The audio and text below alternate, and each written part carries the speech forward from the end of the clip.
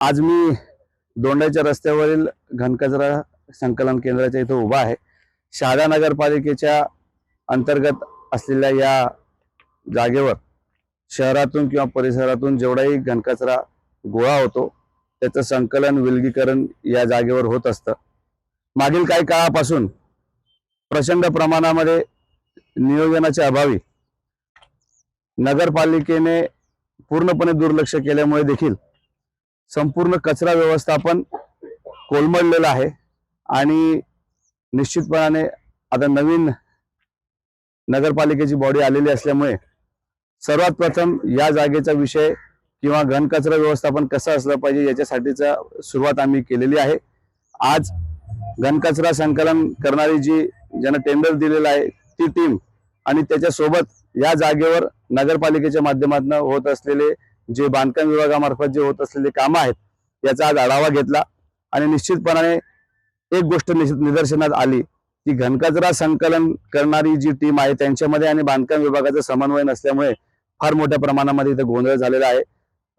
कचऱ्यावर रोडवर कचरा टाकला जातो, आतमध्ये कुठलीही व्यवस्था नाही, म्हणजे प्लॅनिंग अभावी बऱ्याचशा गोष्टी इथे झालेल्या आहेत आणि म्हणून आज सुरुवातीपासूनच आपण शहादा शहरामध्ये घनकचऱ्याची व्यवस्था कशी चांगल्या पद्धतीने राबवता येईल याच्यासाठी आम्ही आज सुरुवात केलेली आहे।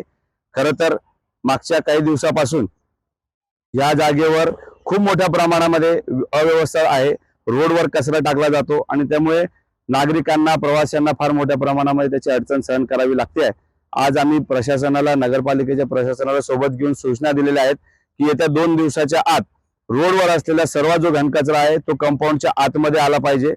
त्याच्यानंतर जे अनुषंगिक कामे या बांधकाम विभागाच्या मार्फत या घनकचऱ्याच्या जागेवर साईटवर होत आहेत याची देखील लवकर आम्ही चौकशी लावणार आहोत।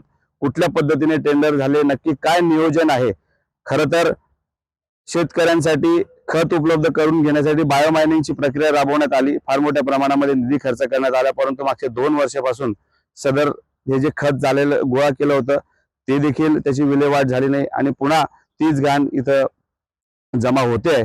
असं खरं बघायला गेलं तर अतिशय मिस प्लॅनिंग आपण ज्याला म्हणू नगरपालिकेच्या माध्यमातून होत आहे आणि म्हणून येणाऱ्या काळामध्ये अतिशय स्ट्रिक्ट सूचना आम्ही नगरपालिकेच्या स्वच्छता विभागाला, बांधकाम विभागाला देणार आहोत।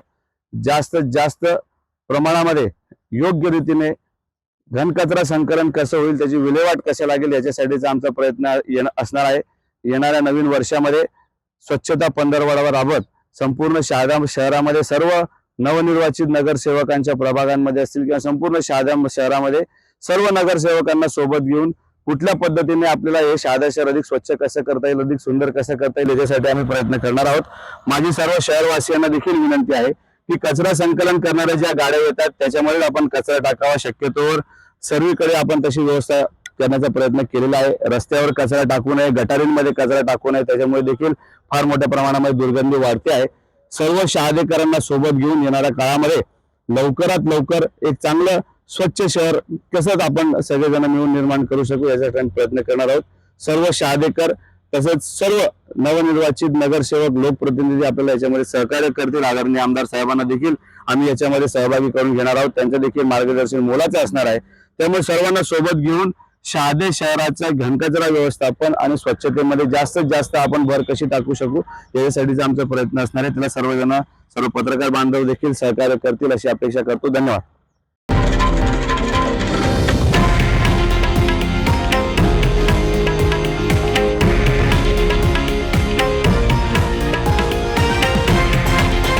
हे आहे देशातील नंबर 1 न्यूज नेटवर्क आणि आपण पाहत आहात TV9 मराठी, एकमेव।